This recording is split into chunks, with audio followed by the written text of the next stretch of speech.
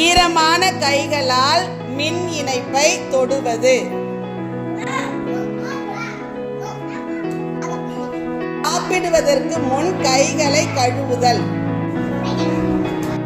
படிக்கட்டில் சறுக்கி விளையாடுவது. படிக்கட்டில் வரிசையாக செல்வது. வழி தவறினால் கடைக்காரரிடம் உதவி கேட்பது. மழை நீரில் விளையாடுவது. மழை நேரத்தில் மரத்திற்கு அடியில் நிற்பது. பெரியவர் உதவியுடன் குளத்தில் நீந்துவது. கூர்மையான பொருட்களை பயன்படுத்துவது. தனியாக பட்டாசு வெடிப்பது.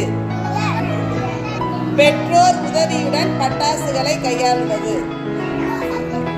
மின் கம்பத்தை சுற்றி விளையாடுவது.